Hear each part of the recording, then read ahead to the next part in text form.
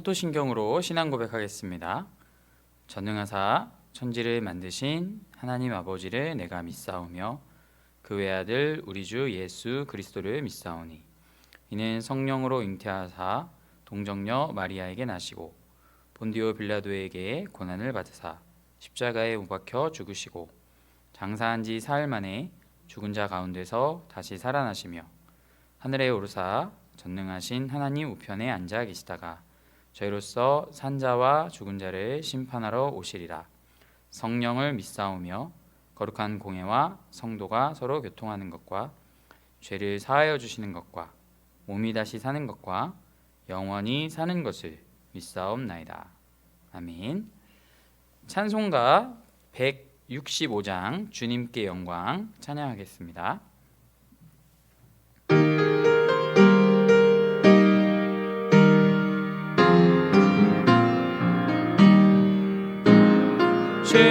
주님께 영광 다시 사신 주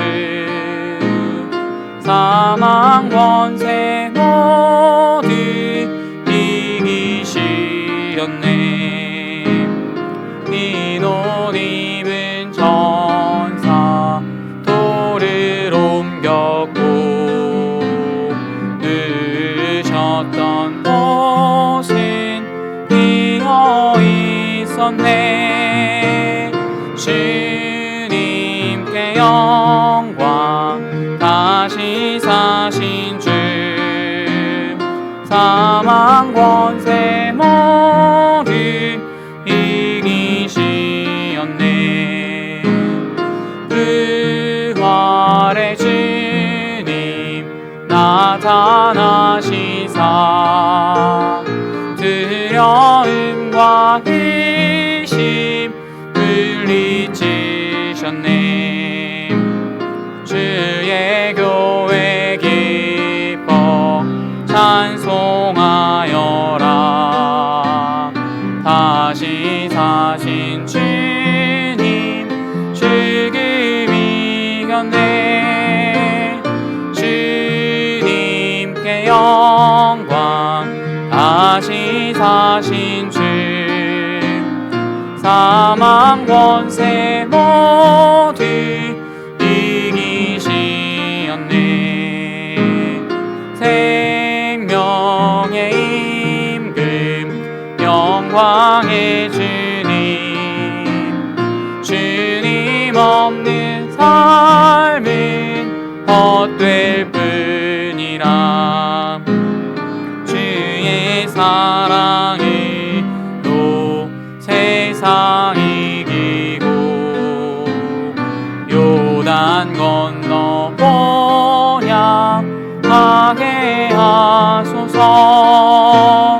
주님께 영광 다시 사신 주 사망 권세 모두 이기시었네. 아멘. 예배를 위해서 기도하겠습니다.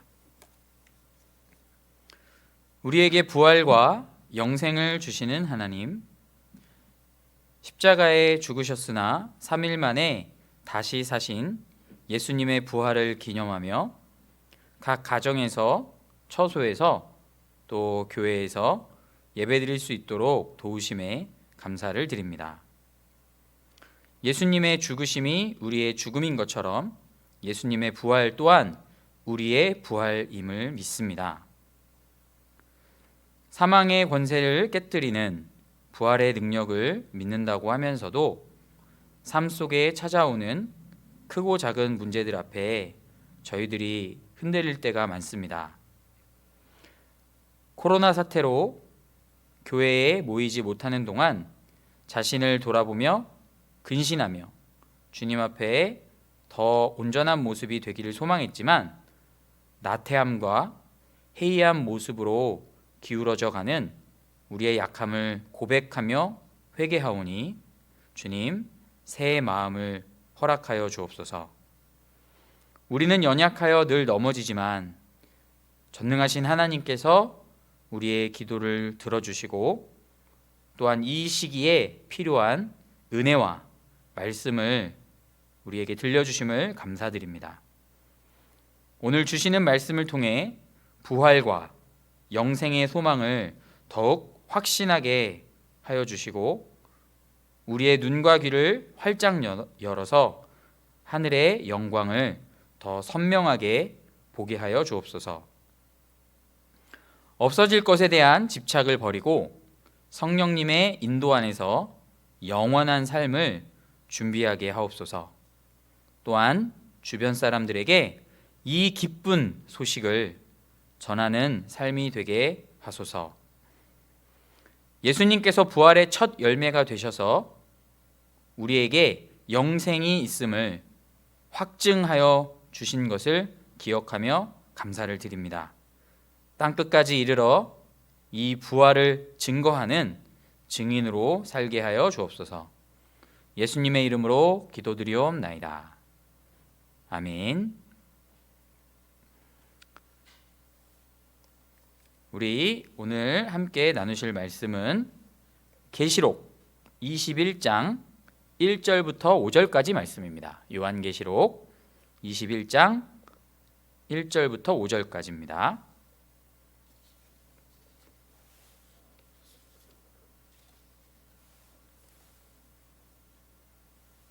요한계시록 21장 1절부터 5절까지 말씀 제가 봉독하겠습니다. 또 내가 새 하늘과 새 땅을 보니 처음 하늘과 처음 땅이 없어졌고 바다도 다시 있지 않더라. 또 내가 보매 거룩한 성 새 예루살렘이 하나님께로부터 하늘에서 내려오니 그 준비한 것이 신부가 남편을 위하여 단장한 것 같더라. 내가 들으니 보좌에서 큰 음성이 나서 이르되 보라, 하나님의 장막이 이 사람들과 함께 있음에 하나님이 그들과 함께 계시리니 그들은 하나님의 백성이 되고 하나님은 친히 그들과 함께 계셔서 모든 눈물을 그 눈에서 닦아주시니 다시는 사망이 없고 애통하는 것이나 곡하는 것이나 아픈 것이 다시 있지 아니하리니 처음 것들이 다 지나갔음이로라. 보좌에 앉으신 이가 이르시되 보라, 내가 만물을 새롭게 하노라 하시고 또 이르시되 이 말은 신실하고 참되니 기록하라 하시고. 아멘. 오늘 계시록 21장을 본문으로 새 삶을 준비합시다 라는 제목의 설교 말씀 나누도록 하겠습니다. 오늘 예수님의 부활을 기념하고 기뻐하는 마음으로 드리는 부활주일 예배 시간이죠. 우리 함께 예배드리는 가족들이나 같이 예배드리는 분들에게 예수님 부활하셨습니다 라고 이렇게 함께 나누셨으면 좋겠습니다. 밝은 목소리로 예수님 부활하셨습니다. 여기서는 우리 눈빛으로 이렇게 교환하겠습니다. 네, 예수님 부활하셨습니다. 4월 15일에 국회의원 총선이 있죠. 그리고 이제 금요일, 토요일 사전 투표를 진행했기 때문에 이미 투표하신 분들도 있을 거라고 생각됩니다. 한동안 사람들이 투표하는 날 공휴일로 만들어주니까 투표하지 않고 다 아침부터 여기저기 놀러 가서 투표율이 굉장히 저조했고 그러다 보니까 정치인들도 좀 긴장을 하지 않았던 때가 있었습니다. 그런데 이제 근래에 최근 이제 계속해서 투표율이 높아지니까 정치인들이 더 열심히 하려고 하는 그런 노력을 하고 있는 걸 볼 수 있습니다. 분명히 잘한 것과 잘못한 것에 대한 그 결과가 평가가 그 투표를 통해서 드러나게 된다는 걸 느끼니까 이걸 막 이제 투표일이 되면 긴장을 하게 되죠. 그리고 선거일을 심판의 날이라는 말로 표현하기도 해요. 성경에서 이렇게 빌려온 것 같은데 코로나 사태가 어느 정도 지금 많이 안정되고 있는데 꼭 투표하시기를 바랍니다. 이 나라의 리더가 되겠다, 일꾼이 되겠다 하는 사람들이 어떤 마음을 가지고 있는지 아는 것도 굉장히 중요하죠. 그들의 공약 이런 것도 좀 잘 들어보시고요. 요즘에는 인터넷을 찾으면 TV를 시간이 없어서 못 보시는 분도 이렇게 공영 방송으로 나왔던 부분들이 다시 방송되는 부분들도 있습니다. 그래서 그런 공약들을 잘 들어보시고 밑에 있는 댓글들은 도움이 별로 안 되니까 읽지 마시고 좀 치우친 사람들의 이야기는 듣지 마시고 그 방송 자체의 내용들을 좀 보시면서 그래서 나라가 지금 위기가 어떤 위기가 있는지 어떤 어려움이 있는지 알아야 그리고 우리나라를 이끌겠다는 사람들이 어떤 사람들인지를 알아야 기도도 할 수 있죠. 무작정 하나님 도와주시기를 바라는 기도만 하기보다는 분명히 우리가 관심을 가지고 공부해야 될 필요도 있습니다. 그래서 투표하시고 또 잘 그들의 공약들을 먼저 잘 들어보시기를 바랍니다. 제가 왜 이 얘기를 하냐면 항상 말씀과 연결되는 이야기로 처음 설교 부분을 시작하는데요. 오늘 본문 말씀도 세상의 심판과 깊은 연관이 있는, 그러니까 연결되는 내용이기 때문입니다. 부활하신 예수님께서는 다시 오심을 약속하시면서 각자 그들이 행한 대로, 각자가 그 삶을 살아간 모습대로 그대로 갚아주시겠다라고 그렇게 선포하십니다. 마태복음 말씀 16장 27절, 인자가 아버지의 영광으로 그 천사들과 함께 오리니 그때에 각 사람이 행한 대로 갚으리라. 각 사람이 행한 대로 예수님께서 갚아주시겠다는 말씀이죠. 계시록 22장 11절 12절, 불의를 행하는 자는 그대로 불의를 행하고 더러운 자는 그대로 더럽고 의로운 자는 그대로 의를 행하고 거룩한 자는 그대로 거룩되게 하라. 보라, 내가 속히 오리니 내가 줄 상이 내게 있어 각 사람에게 그가 행한 대로 갚아주리라.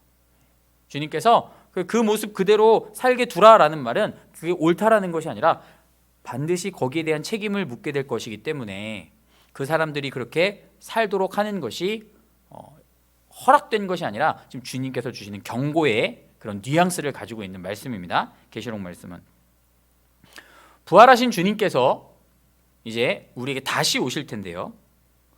오늘 말씀은 그 다시 오실 때의 내용들을 설명하고 있습니다.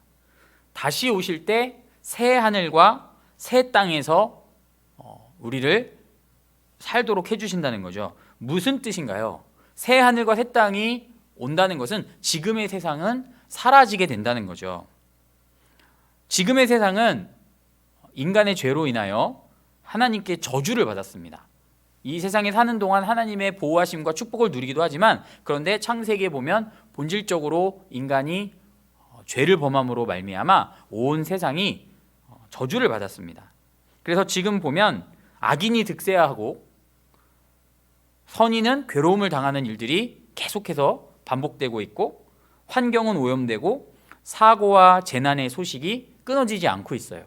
공정한 것을 찾아보기가 어려운 세상이 되어버렸습니다. 이 세상은, 그런 세상은 이제 지나갈 거라는 거예요.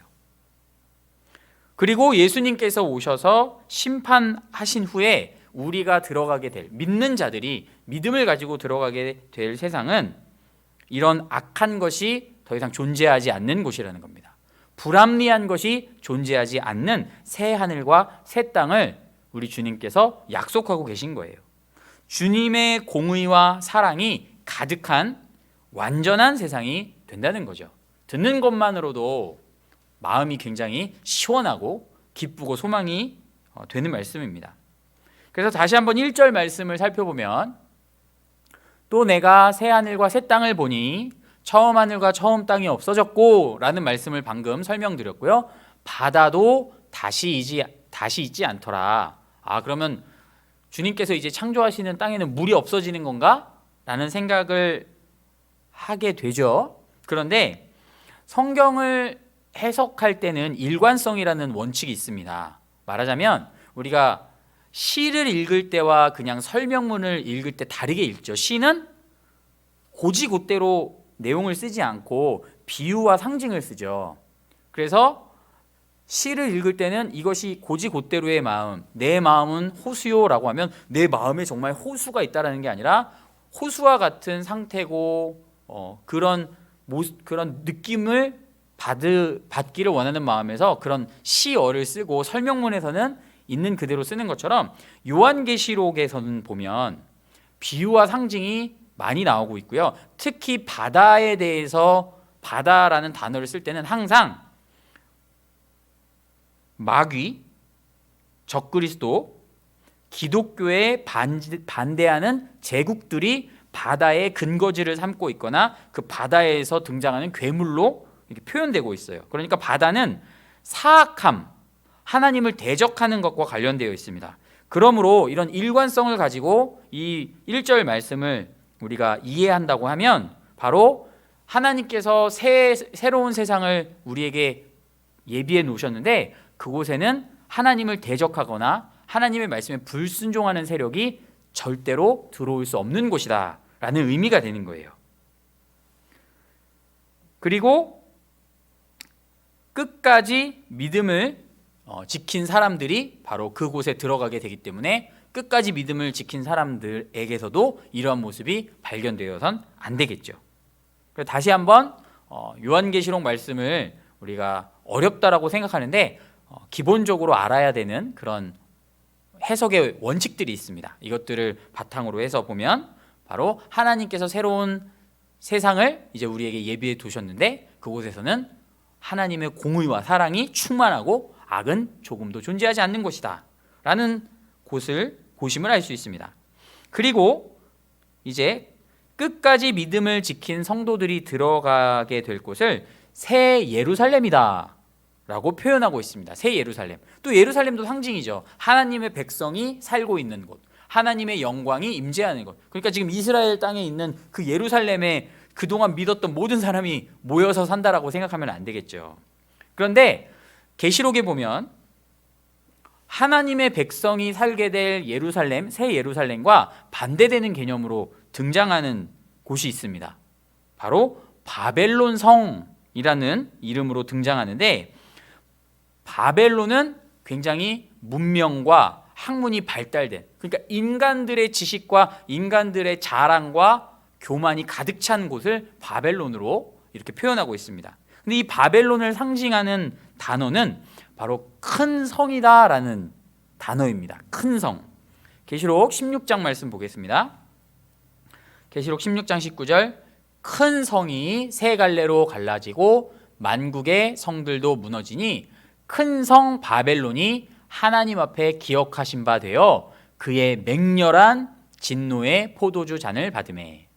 또 계시록 18장 21절 이에 한 힘센 천사가 큰 맷돌 같은 돌을 들어 바다에 던져 이르되 큰 성 바벨론이 이같이 비참하게 던져져 결코 다시 보이지 아니하리로다.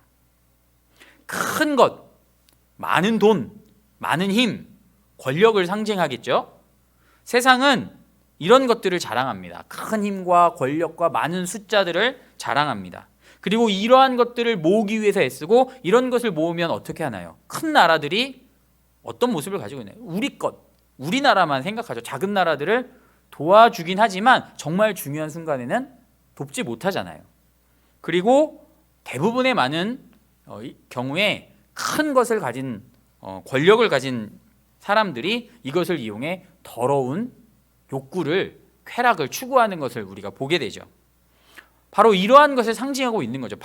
예루살렘, 새 예루살렘과 반대되는 세상 문물이 발달한 곳은 그러한 특성을 가지고 있는데, 그러나 본문 말씀에 이렇게 큰 성이라 할지라도 자기 스스로는 우리는 흔들림이 없다, 영원할 것이다, 안전하다라고 할지라도 창조주 하나님을 기억하지 않고 스스로 높이며 죄를 끊임없이 반복하는 그들은 세상은 반드시 무서운 심판을 당하게 될 것이고 새 하늘과 새 땅, 하나님께서 예비하신 그곳에 발을 붙일 수가 없다라는 것을 의미하고 있습니다.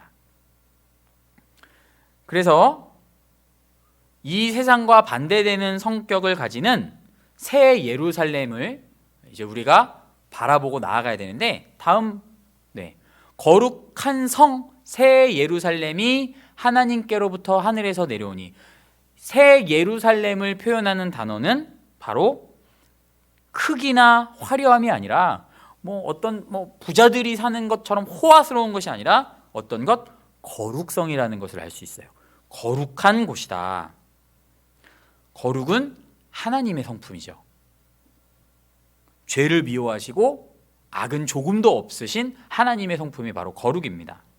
구약에서는 부정하고 세속적인 것들에서 구별된 것, 하나님께 바쳐진 것을 거룩으로 그렇게 의미하고 있습니다. 그러므로 예수님과 영원히 함께할 성도들은 세상의 지식이나 능력이 아닌 무엇을 갖춰야 되나요? 거룩함을 갖춰야 되는 거예요. 그 나라에, 거룩한 나라에 우리가 들어가기 위해서 거룩함을 갖춰야 된다는 겁니다. 세상의 방법과 구별된 방법을 사용해야 되고요. 하나님의 성품을 닮아야 되는 거예요. 나만을 생각하는 이기심 버려야 되겠죠?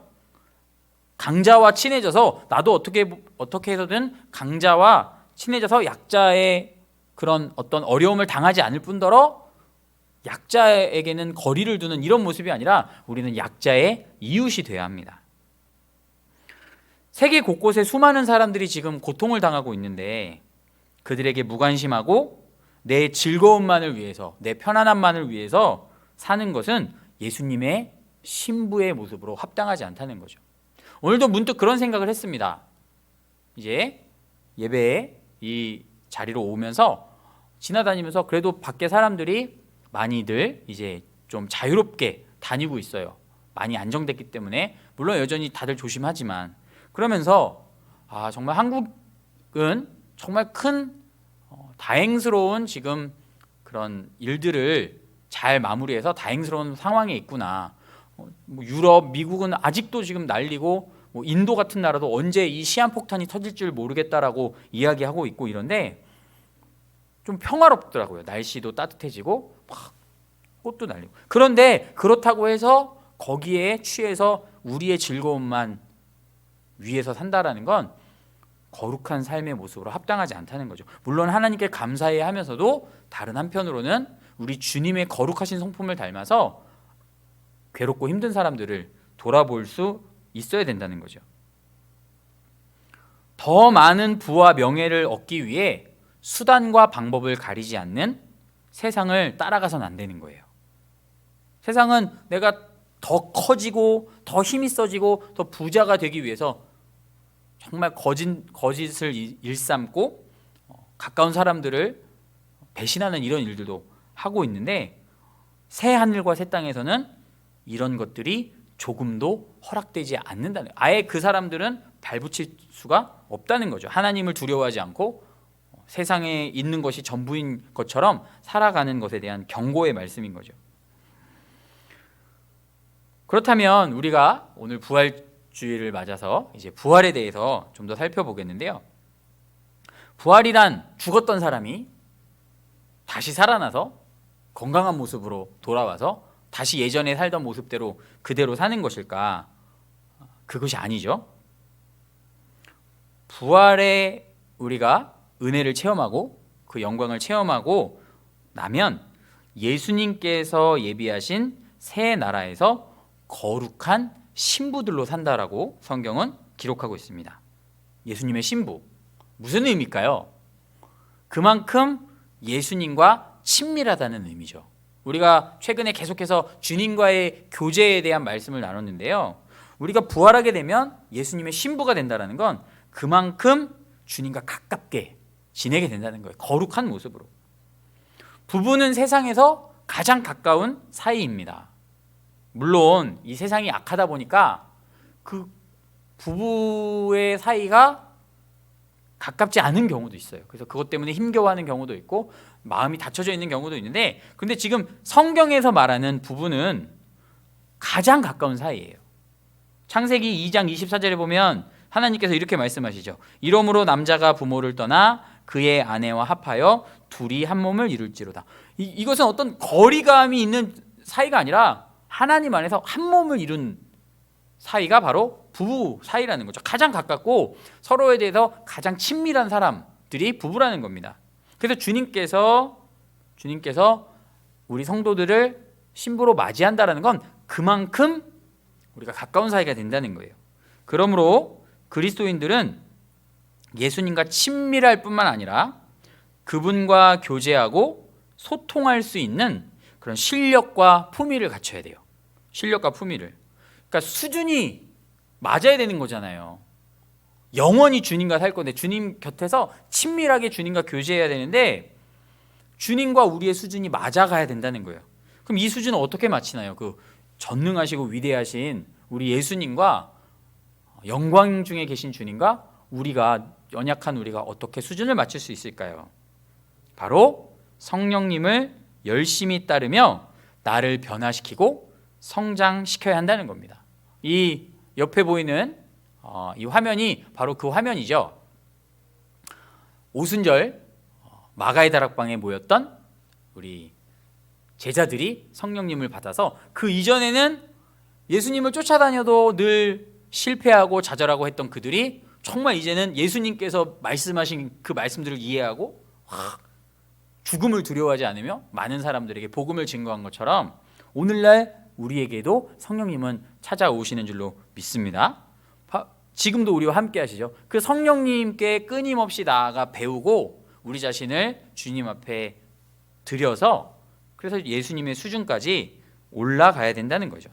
그리스도의 장성한 분량에 이르는 교회와 성도가 되어야 된다는 거죠. 그래서 올해 우리의 목표가 또 예수님을 닮아가는 것이 올해의 목표고 또 우리 인생의 목표이기도 해요. 우리 인생의 최종 목표가 바로 예수님을 닮아가는 것이죠. 근데 처음에는 분명히 힘들 수 있습니다. 힘들 수 있어요. 그러나 우리 자비하신 주님께서 정말 열심히 노력하고 우리가 기도하고 성령님께 내 마음을 드리는 그 훈련을 할 때 분명히 도와주시고 함께 하신다는 사실을 믿으시기 바랍니다. 제가 여러 과목 중에 특별히 수학에 좀 약했다고 말씀을 드렸어요. 그래서 수학을 잘 못할 때 수학 시간이 재미없고 따분한 시간이었어요. 이렇게 책을 펴고 있어도 선생님이 뭘 설명해도 귀에 하나도 안 들어오고 재미도 없고 그런데 제가 어떤 계기를 통해서 이제 수학을 공부하게 되고 그러면서 조금씩 깨달아지기 시작하니까 그 어려움이라는 그 부분이 재미와 그리고 이렇게 뿌듯함이라는 것으로 넘어서는 시기가 오더라고요. 그리고 뿐만 아니라 삶에 이 수학이 굉장히 많이 사용되고 있구나라는 것을 알게 됐어요. 슈퍼에 가서 거스름돈을 잘 거스르는 거 수학이죠. 산수라고도 하지만 수학입니다. 여러분 한국 사람들이 이 수학을 얼마나 잘하는지 여러분은 당연한 거 아닌가? 뭐 초등학생들도 하는데 근데 당연하지 않은 나라들이 있습니다. 심지어 선진국도. 제가 스위스, 영국 이런 나라들을 갈 때 우리나라는 보통 뭐 9,330원이다. 그러면 10,000원짜리를 내고 330원을 같이 내잖아요. 1,000원만 거실로 받으면 되니까. 제가 외국에서 그렇게 해봤거든요. 계산을 못해요. 계산을 못해. 숙소에서 제가 뭔가를 이렇게 계산할 때 뭐 비누 이런 거 살 때 뭐 얼마예요? 그래서 제가 그냥 거슬러 받는 돈을 잔돈을 많이 받고 싶지 않아서 예를 들어서 9,330원인데 1,330원을 줬어요. 그러면 계산을 못합니다. 그리고 저를 이렇게 쳐다봐요. 빤히. 당신 나한테 왜 이러는 거야? 그러면서 그리고 한 번은 지하철에서 그렇게 잔돈 냈다가 그 표 파는 사람이 동전을 던진 적도 있어요. 저한테. 나 이거 계산 못하니까 화를 내면서. 이렇게 우리나라 사람들 굉장히 계산을 잘하거든요. 우리는 모르지만 그 사람들이 우리를 보면 정말 엄청난 사람들인 거예요. 와, 이렇게 빨리 계산하고 똑똑한 사람들이라니. 그래서 한국 사람들이 정말 똑똑하다는 걸 그때 느꼈는데 그러면서 다시 한번 수학의 중요성도 느꼈고요. 아, 이렇게 시간이 전략되는구나. 우리가 이렇게 계산을 잘하기 때문에. 또 우리가 이 수학을 삶에 얼마나 많이 적용하나요? 뭐 요리를 하거나 내 시간 관리를 할 때도 수학을 활용하잖아요. 그러면서 삶의 질이 높아져요. 마찬가지입니다. 쾌락이나 귀차니즘에 굴복하지 않고요. 여러분 요즘 특별히 이거 조심해야죠. 귀차니즘. 그냥 집에만 있으니까 다 귀찮아. 다 하고 싶지 않아. 이것에 굴복하지 말고 말씀에 정말 열심을 내고 성령님과 교제하는데 힘쓰는 그런 분들이 꼭 되시기를 바랍니다. 그래서 그렇게 계속 힘을 쓰다 보면 새 나라의 삶, 우리가 그곳에서 누리게 될 주님과 함께 친밀하게 교제하게 될 그 모습을 갖출 수 있다는 거예요. 없어질 세상에 대한 집착들, 이거 너무 좋아 보이는 거 그거 끊어내기 어렵잖아요. 그런데 성령님과 교제하다 보면 그런 것들을 끊어낼 수 있게 되는 거죠. 세상에 즐거운 거 많다라는 거 저라고 모를까요? 저도 알아요. 저도 잘 압니다. 가지고 싶은 거 저도 많습니다. 저도 운동 좋아하고 음악 좋아하기 때문에 가지고 싶은 게 많아요. 먹고 싶은 거 저도 많습니다. 많이 못 먹어서 그렇지 지금도 배가 고파요. 저 먹고 싶은 거 많습니다. 놀아보고 싶은 것도 많고요. 학생들에게 코로나 때문에 밖에 못 나가니까 얼마나 지루하냐 답답하냐 이렇게 물어보니까 지루하지 않다라는 대답을 합니다. 제가 이렇게 생각하면서 약간 걱정스러웠어요. 그 지루하지 않음이 기도하고 성경 보고 정말 하루 종일 뭔가 하나님께서 기뻐하실 만한 일을 하면서 지루하지 않은 것일까? 아니면 그동안 못 봤던 시리즈로 그냥 드라마 쭈루루룩 다운받아가지고 영화 시리즈로 다운받아가지고 만화 보느라고 핸드폰 게임으로 그냥 하루 그냥 보내고 시간을 낭비하고 무질서하게 그러다가 또 밤새 놀다가 해가 떠도 일어나지 못하고 그런 게으름과 나태함에 그냥 찌들어 살고 아직도 봐야 될 게 너무 많은데 아직도 즐거워야 될 게 너무 많은데 라고 생각하기 때문에 지루하지 않다라고 하는 건 아닐까? 라는 걱정이 됐어요. 찔리는 청년들이 있을지도 모르겠습니다. 회개할지어다. 자, 그러나 말씀과 기도에 힘쓰며 부활 후의 삶을 우리가 이제는 준비해야 된다는 거예요. 그렇게 내 자신의 욕구들을 자꾸 기도하면서 내 힘으로 없애려고 하기보다 그걸 찍어 누르려고 하기보다 내가 시간을 조금 더 정해서 내가 그러면 기도부터 단 5분이라도 10분이라도 내가 성경 말씀부터 먼저 주님께 드리다 보면 변화되는 자신을 발견할 수 있습니다. 제 체험입니다. 저도 그랬어요. 하고 싶은 게 너무 많은데 일단 스스로 탁 정하는 거예요. 내가 먼저 주님께 드려야지. 내가 먼저 주님께 기도해야지. 변화되는 내 자신을 발견할 수 있습니다. 그리고 그 깨달음은 이제 그러다 어떤 깨달음까지 도달하냐면 내가 주님께 나아가기 위해서 해야 될 일이 되게 많구나. 내가 할 수 있는 일이 굉장히 많구나라고 깨달아요. 근데 그 해야 될 일이 많다라는 그것이 부담감이 아니라 기대가 돼요. 기대. 내가 이렇게 하니까 주님께서 도와주셨네. 그럼 이 부분도 한다면 주님께서 기도의 삶을 살다 보면요 기대가 늘어나기 시작합니다. 믿음이 생기기 시작하고요. 그래서 우리 함께 정말 성령님과 동행하는 삶이 됐으면 좋겠고요. 오늘 3절 본문 3절과 4절로 또 말씀을 이어가겠습니다. 내가 들으니 보좌에서 큰 음성이 나서 이르되 보라 하나님의 장막이 사람들과 함께 있음에 하나님이 그들과 함께 계시리니 그들은 하나님의 백성이 되고 하나님은 친히 그들과 함께 계셔서 모든 눈물을 그 눈에서 닦아주시니 다시는 사망이 없고 애통하는 것이나 곡하는 것이나 아픈 것이 다시 있지 아니하리니 처음 것들이 다 지나갔음이로라.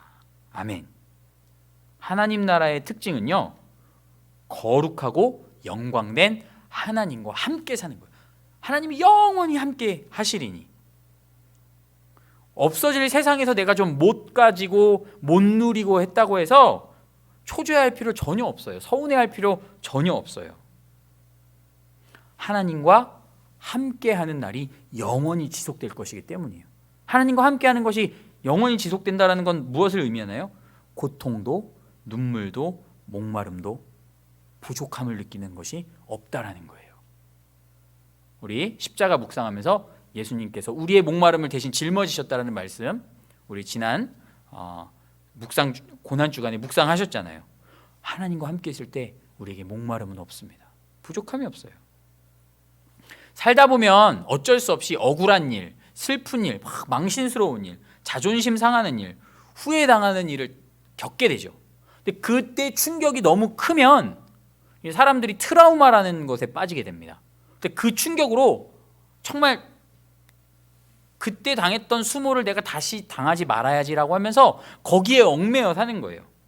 야, 내가 돈이 있었으면, 백이 있었으면 이런 대우를 받지 않았을 거야. 내가 이런 서러움을 당하지 않았을 거야 라는 것에 그냥 사로잡혀서 평생 돈 버는 데만 벌어놓고 쓰지도 못하는, 이게 뭐예요? 거기 얽매여 사는 거예요. 과거에 얽매여 사는 거. 이 없어질 세상에 그 상처와 그 괴로움에 자기도 모르게 노예로 붙잡혀 사는 거예요. 그런데 그것을 평생 그렇게 벌고 움켜졌다고 해서 그걸 가져갈 수 있나요? 못 가져가요. 이게 얼마나 안타깝고 어리석고 정말 슬픈 이야기입니까? 내가 그 경험에 평생을 짓눌려 살았어. 근데 나중에 그 내가 원하는 만큼의 돈을 벌었다 해도 그걸 못 가지고 가요. 근데 그것을 위해서 사람들이 산단 말이에요. 거기에서 벗어나지 못한다는 거예요. 또는 어릴 적 가족에게 받은 상처, 혹은 믿었던 누구에게 배신당한 아픔 때문에 평생 마음을 열지 못하는 경우도 있어요. 너무나 슬픈 인생이죠. 그런데 주님께서 말씀하시는 새 나라에는 그것을 그냥 주님께서 위로하실 뿐만 아니라 우리에게 완전한 새로운 시작을 허락해 주신다는 거예요. 할렐루야. 우리 주님께서 우리의 눈물을 닦아주신다는 것은요, 아무도 모르는 내 슬픔, 그래, 가족들도 이해하지 못하는, 친구들에게도 잘 설명할 수 없는 이 어려움을 주님이 아셔. 거기서 끝나는 것이 아니에요. 그 근본적인 모든 내 삶의 과거와 상처와 그런 것들이 없어지고 완전히 새로운 모습으로 시작되게 한다는 거예요. 내 일평생 나를 따라다니며 괴롭혔던 그런 과거, 평생 감추고 싶었던 콤플렉스에서 자유하게 되는 걸 의미해요. 이것이 우리가 하나님과 함께 살 때 누리는 기쁨입니다. 심지어는 우리가 주님을 위해 당하는 그 상처는 뭐로 바뀌어요? 영광으로 바뀌어요. 우리의 상급으로 바뀝니다. 사실 이렇게 생각하면 그래, 그날이 빨리 왔으면 좋겠다. 소망이 좀 되시죠? 실감이 나시죠? 그런데 여러분, 더 정말 이 말씀 통해서 알아야 되는 건 주님과의 깊은 교제가 시작되는 순간에 이 기쁨이 지금 여기 현재 이 기쁨을 우리가 누릴 수 있다는 거예요. 그날까지 기다리는 것이 아니라 그날에 가면 우리의 기쁨이 완전하게 될 테지만, 그러나 오늘 내가 주님과의 깊은 교제가 있다면, 내가 예수님을 만난 그 순간부터 정말 진실한 믿음이 있다면 그 기쁨이, 그 소망이 이미 내 안에 역사하고 내 안에 충만함을 누리며 살 수 있다는 거예요. 여러분, 통장 계좌에, 예를 들어 설명드릴게요. 통장 계좌에 100억 원의 재산이 있어요. 근데 지금 은행이 문이 아직 안 열었어. 내가 뭐 이렇게 급하게 일을 하다가 카드만 챙기고 현금을 하나도 안 챙겨서 지금 아무것도 사 먹을 수가 없어요. 현금이 꼭 필요한 동네라고 가정을 한다면 배가 고프겠죠. 근데 은행이 열어야 이제 이걸 돈을 뽑아서 100억이라는 그 큰 돈이 있지만 은행이 아직 안 열었으니까 좀 기다려야 되는데, 근데 내가 그거 배고프다고 그 1시간 2시간 기다려야 된다고 서러움을 느낄까요? 막 절망하면서 100억이란 돈이 있는데 막 빵 한 조각 먹고 가는 사람, 아니면 진짜 막 멋진 식사하는 사람 막 부러워하면서 막 눈물을 철철 흘릴까요? 그러지 않아요. 왜? 내게는 이게 확실한 게 있으니까 잠시만 기다리면 돼요. 1시간, 2시간만 기다리면 돼요. 이것이 우리의 믿음의 능력입니다. 우리가 하나님과 영원히 함께 살게 될 것을 확신한다면, 주님께서 내 삶을 영원히 책임지실 것을 확신한다면, 오늘 우리에게 주신 이 약속이, 신실하신 하나님의 약속이 반드시 이루어질 것을 믿는다면, 이 땅에서의 고통과 외로움과 슬픔 다 지나가 버릴 그것에 연연하지 않습니다. 조금만 견디면 돼요. 조금만 힘내면 되는 겁니다. 예수님께서 이 땅에 내려오셔서 우리를 위해 죽으시고 부활하신 그 사건으로 무엇을 확증하셨나요? 하나님의 그 말씀이 신실하고 주님이 우리를 사랑하시고 주님은 약속한 것을 모두 이루신다라는 것을 확증해 주셨잖아요. 또한 예수님과 함께함으로 성령님의 인도함을 따라감으로 세상의 유혹과 고난을 이긴 수많은 증인들이 우리 주변에도 있고요. 성경에도 있어요. 그러므로 사랑하는 우리 믿음의 가족 여러분, 걱정과 두려움 내려놓읍시다.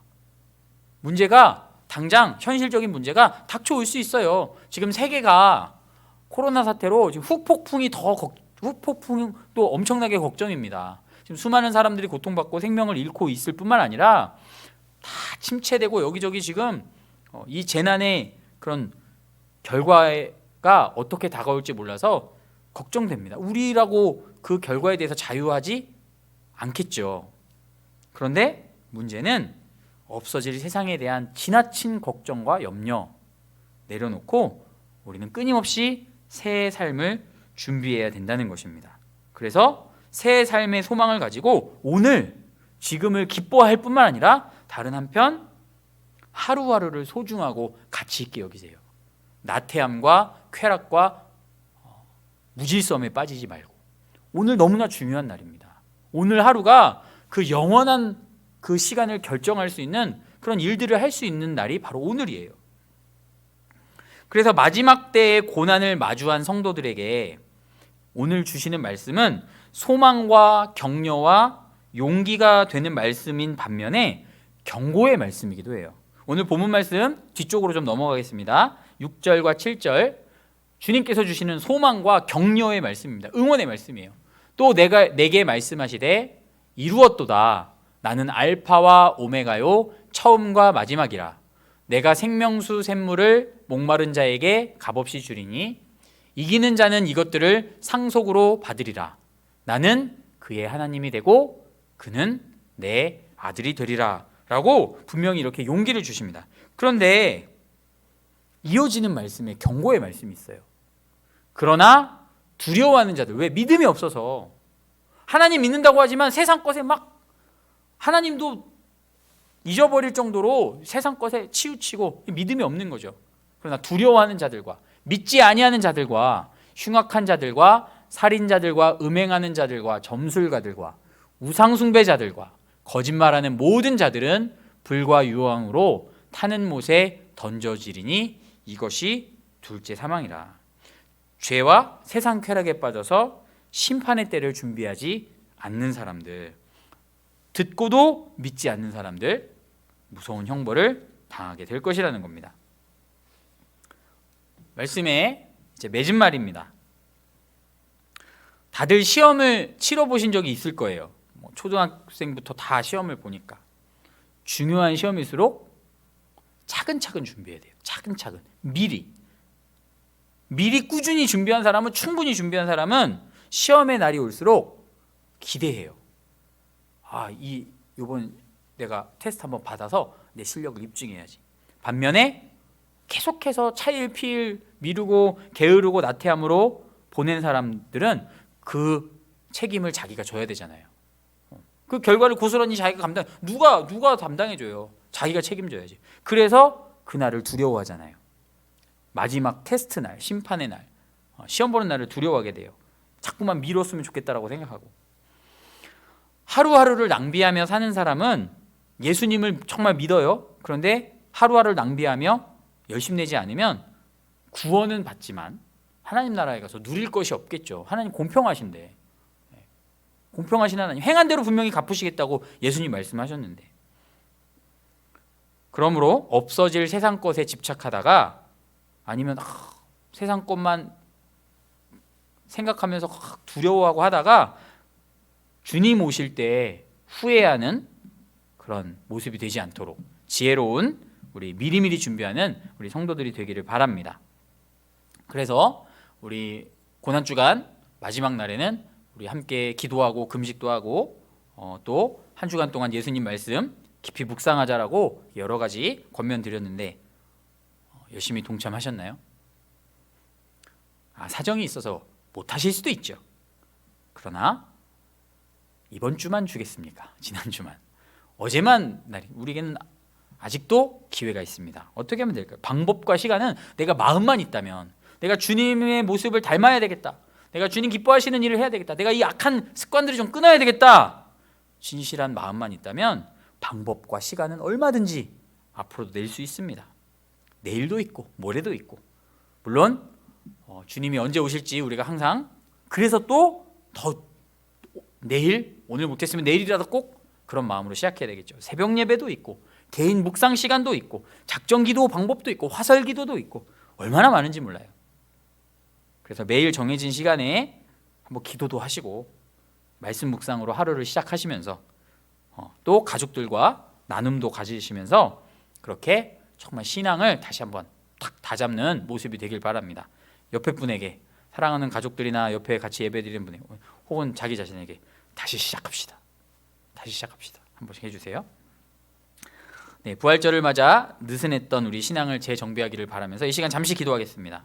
우리를 기다리는 영원한 삶, 주님께서 정말 부족함 전혀 없이 모든 것을 예비하신 그 삶을 바라보면서 우리가 나아가길 소망합니다. 우리 함께 잠시 마음 모아 기도하겠습니다. 사랑해 주님 감사합니다. 오늘 우리에게 말씀으로 또 찔림받게 하시고 깨달음을 얻게 하시고 두려움을 떨쳐내게 하시니 감사합니다. 지난 시간들을 돌아보면서 주님, 많은 이들이 예수님의 고난을 묵상하고 또 세계 곳곳에서 정말 주님의 뜻을 발견하고 따라가기 위해 기도했는데, 혹시 나는 너무나 헛되게 그런 시간을 보내지 않았나, 열심히 한다라고 했지만 그러나 다른 것에 마음을 빼앗기지 않았나, 시간 돌아보길 소망합니다. 우리 사랑하는 믿음의 가족들이 그렇게 주님 앞에 나아가며 기도로서 자신을 돌아보고 이제 다시 한번 신앙을 점검하는 귀한 부활주일, 그래서 그 부활의 소망을 가지고 없어져 버릴 세상에 집착하는 것이 아니라 새 나라와 새 땅을 준비하는, 영원히 주님과 함께할 그날을 준비하는 믿음의 가족들 되게 하여 주옵소서. 기도하겠습니다. 우리에게 참 소망을 주신 하나님, 오늘 말씀을 통해 예수님께서 예비하신 영원한 처소에 대해 확신을 갖게 하시고, 또한 그 확신을 다시 한번 새롭게 하시고 준비하는 삶으로 초청해 주시니 감사합니다. 예수님께서 직접 모범을 보여주시고 성령님께서 매 순간마다 또한 도와주심도 감사드립니다. 때로는 고난과 역경에 막혀서 잠시 쉬어갈 수도 있겠지만, 그러나 아주 주저앉거나 나태함에 빠지지 않도록 우리 마음을 지켜 주옵소서. 주님 다시 오실 날을 기대합니다. 그날을 기쁨으로 준비하며 부활의 증인으로서의 삶을 살게 하여 주옵소서. 예수님 이름으로 기도드립니다. 아멘. 네, 오늘은 우리 찬양, 죄 많은 이 세상은 내 집안이네, 우리 함께 찬양하겠습니다.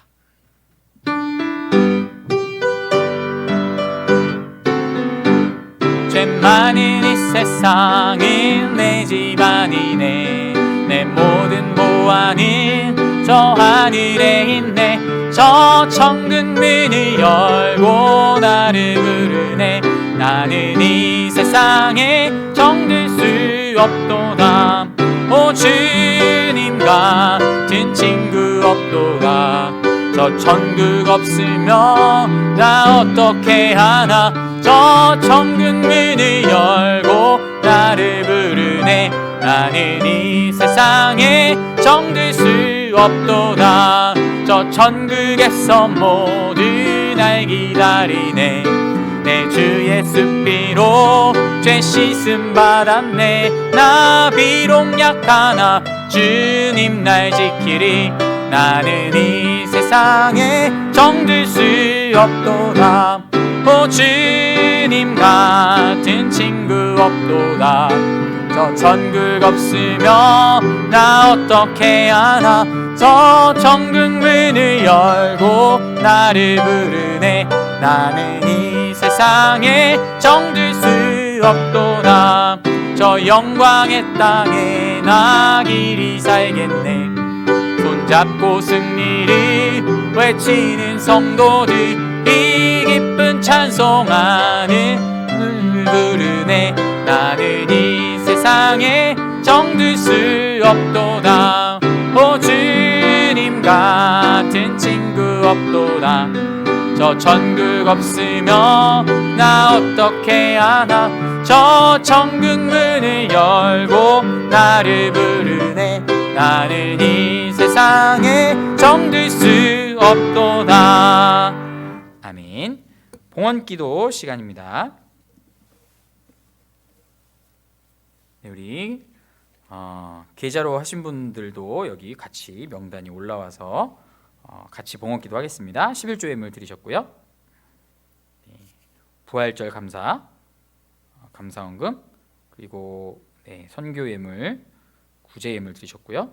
주일 헌금 드리셨습니다. 네, 우리 주님 앞에 봉헌기도 드리겠습니다.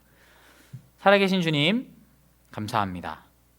우리에게 참 소망을 허락하여 주시고 눈에 보이는 것에 집착하고 얽매이는 삶이 아니라 그 하늘의 영광된 삶을 기다리고 또한 확신할 수 있도록 날마다 또한 순간마다 기억나게 하시고 또한 성령님께서 인도하여 주심에 감사합니다. 주님, 오늘도 다시 한번 부활의 기쁨을 우리가 함께 다 같이 모이지 못하지만 그러나 각 가정에서 우리가 저 천국을 바라보며 예배드리며 부활의 기쁨을 기념하고 또한 함께 예배드렸습니다. 주님, 그 기쁨과 함께 우리의 믿음, 우리의 삶의 전부를 드리는 마음으로 이 시간에 주님 앞에 올려드리오니 주님께서 이 예물 흠양하여 주시고 정말 점점 어지러워져 가는 세상 속에서 물질이 왕노릇하는 세상 속에서 우리가 그러한 세상의 흐름에 함께 빠지지 않도록 어려운 사람들을 돌아볼 뿐만 아니라 또한 하나님의 백성답게 하나님의 것을 올려드리며 또한 내 삶을 주님의 것으로서 사용할 수 있는 귀한 믿음이 될 수 있도록 붙드시고 인도하여 주옵소서. 드려진 예물 오직 주님께서 받아 주님의 손에 붙들린 바 되어 주님 뜻대로만 사용되게 하여 주옵소서. 예수님의 이름으로 기도드리옵나이다. 아멘. 네, 광고 시간입니다. 네, 교회 소식 시간이고요. 부활의 기쁨을 세상에 함께 전했으면 좋겠는데 어떻게 전할까요? 부활하신 예수님을 믿는 그 믿음으로 선함과 사랑과 인내하심으로 이렇게 부활의 기쁨, 우리가 속해 있는 곳은 영원한 하나님 나라인 것을 그렇게 전했으면 좋겠고요. 다음 주죠. 19일 주일 예배에 이제